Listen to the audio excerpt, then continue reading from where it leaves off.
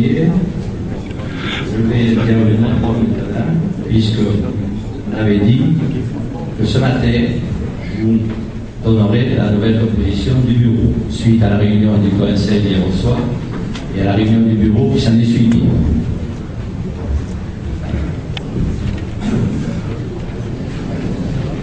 L'enveloppe et les résultats sont là.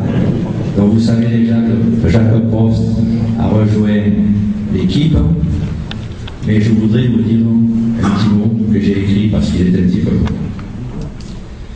Au dernier jour de l'hiver, à la stupeur générale, Yves Tardy nous a quittés brutalement, laissant orpheline une grande famille des philatélistes plongeant dans le trouble et le désarroi. Personnage charismatique et constamment à l'affût d'idées généreuses, Yves Tardy n'était pas de cette race d'hommes que l'on remplace aisément et au pied levé. Dans ces conditions, assumer l'intérim d'une telle présidence, relever de la gageure dans les fonctions auxquelles les statuts me destinaient paraissaient semés d'obstacles. En définitive, et d'aucun ne s'en plaindra, la gestion intermédiaire de la fédération s'est effectuée dans les meilleures conditions et ceci sous le bénéfice de deux considérations.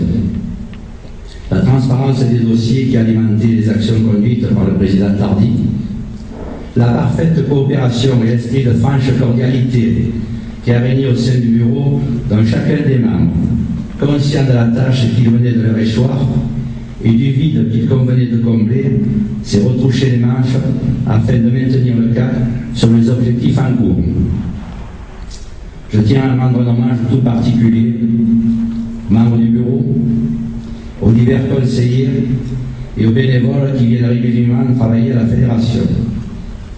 J'associe expressément dans mon témoignage de reconnaissance, Dominique Balani, secrétaire de la fédération.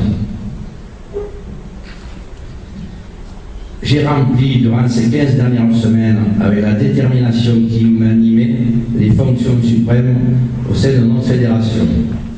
J'en mesure l'honneur et j'en ressens un grand sentiment de fierté.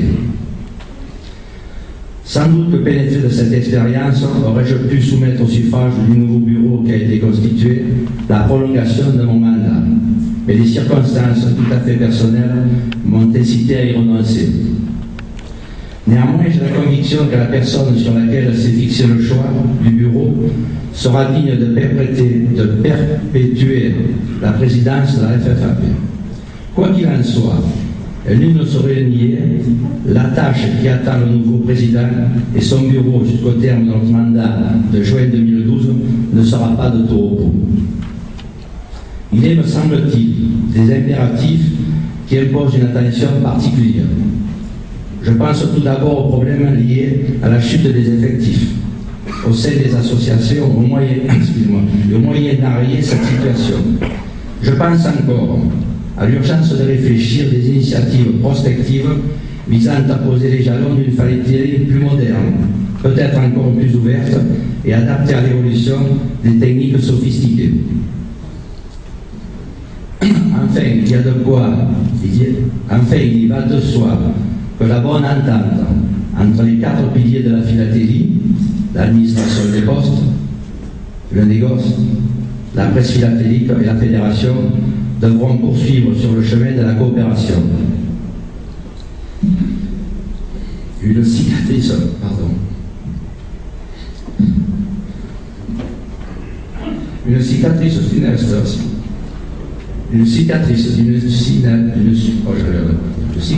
d'une funeste situation liée à la perte d'un président dans l'exercice de ses fonctions vient se refermer. Un nouvel horizon s'ouvre avec une équipe remaniée. Il importe maintenant de tous unir pour le plus grand bien et profit de notre fédération. Je vais donc vous lire maintenant la composition du nouveau bureau. Dans la nouvelle composition du bureau a été élu président Robert Cloy.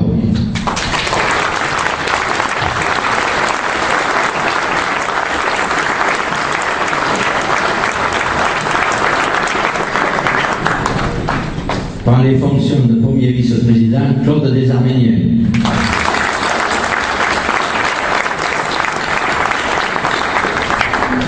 Vice-président rédacteur en chef de la revue, Georges Guy.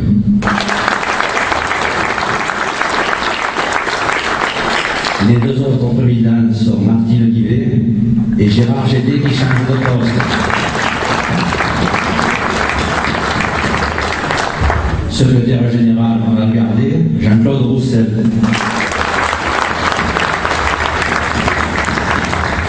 Prend la fonction de secrétaire adjoint, Jacques Prost. Alors celui que nous allons protéger avec la personne qui travaille avec lui, c'est notre trésorier Daniel Dubard. Avec son adjointe Anne-Marie Stédé.